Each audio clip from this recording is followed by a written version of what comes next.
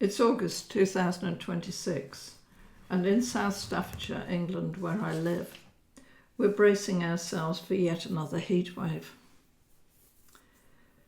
Not that this year there have been any really long periods of low temperatures since late May, and certainly we haven't had the rain that we need. Many people talk about the comparison with 1976, a summer which I remember well. At that time I was living in Bridge North, working full-time in Birmingham and part-time on my parents' farm. Initially the sun was welcome that summer. It enabled us to get the hay in early and the sheep sheared in good time. But very soon it was clear that there was a problem. The heat built and the rains failed.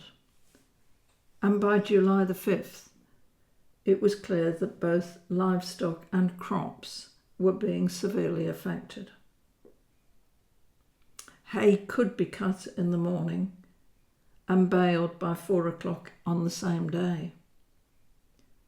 But there was a danger it was burnt and not made as it should have been.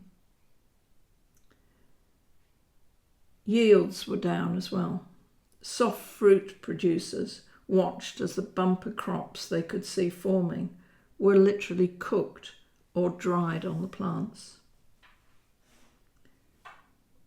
Livestock farmers were worried about how they would feed their animals through the winter, for some farmers had had to start using the summer hay to feed the livestock. There would be no second crop this year. Autumn-sown cereals were faring better than spring-sown ones, but one of the problems in 1976 is that there had been no significant rain since May 1975, so the underground water resources were depleted. And as the cereals ripened, just as with the hay, there was a danger that the ears would be burnt rather than ripening as they should. And again, yields were seriously affected. Potatoes, a staple food in our diet, suffered very badly in the heat, and the price rose to reflect the shortage. There just weren't enough potatoes to go round. I remember selling potatoes we bought in at £2.50 and sold for £4 a bag, £1 less than you could buy them in the shops. In today's money, £4 would equate to a price of £36, an astonishing amount.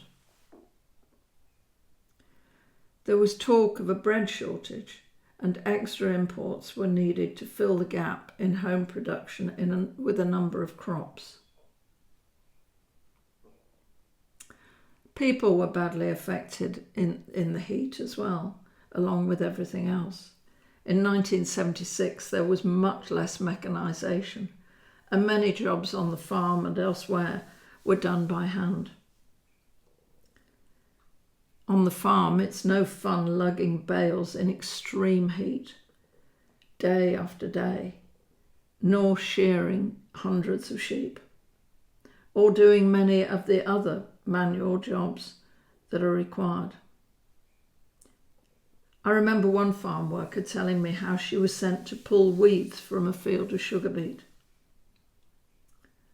She worked all day, and by the end of it, she was so exhausted that she wondered how she would ever get home.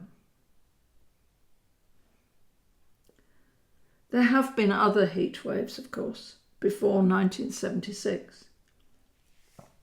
In 1911, temperatures began to rise in July, and a drought was declared after there'd been no rain for 20 days. The heat continued to build throughout August and into early September, only breaking on the 11th of September.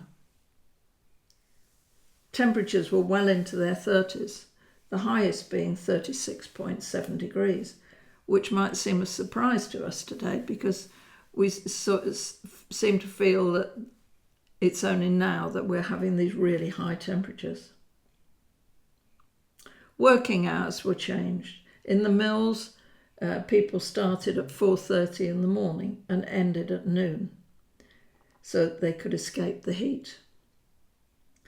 But some companies had to shut altogether.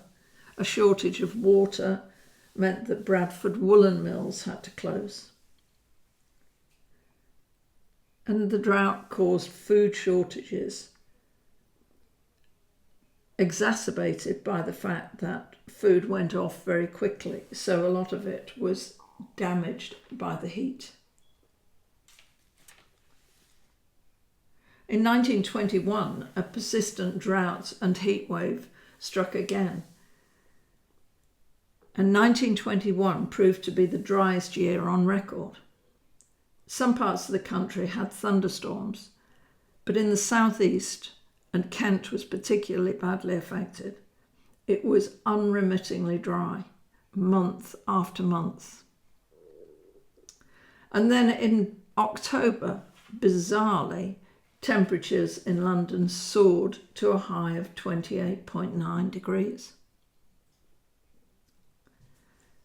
In the 1930s, it wasn't particularly the high temperatures that were a feature, but a prolonged drought over several years, which was the problem. Local authorities locked communal water pumps to restrict usage, and the drought became known as the locked pump drought. It's hard to believe that they did this, because you couldn't exactly use excessive amounts of water when you had to collect it yourself in a kettle or bucket. The length of time the drought had lasted in the 30s meant that lakes and ponds, many of them, dried up. In Worfield, the vicar of the time recorded that by July 1935, a large pond in the parish, Mere Pool, had dried up, and hundreds of eels lay dead, some as thick as your wrist. So how will the heat wave of 2026 end, one wonders? Hopefully not with another heat wave in October as in 1921. In 1976, there were fears that the drought would continue until December, but thankfully it broke in September. The rains came, the land cooled, and the pastures began to turn green once again. And there, in one corner of Shropshire, in Worfield, on a small farm called Littlegain, a miracle appeared to have happened.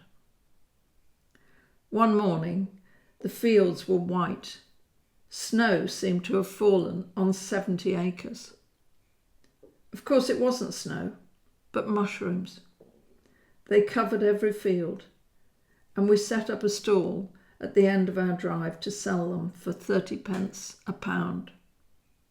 As fast as we cut them, they grew again, and that year we made £30 from this God-given crop. If you'd like to know more stories like this from Worfield and surrounding areas, they can be found in Marjorie the Mustard Maker, Tales from In and Around Worfield, a book which is available from Amazon.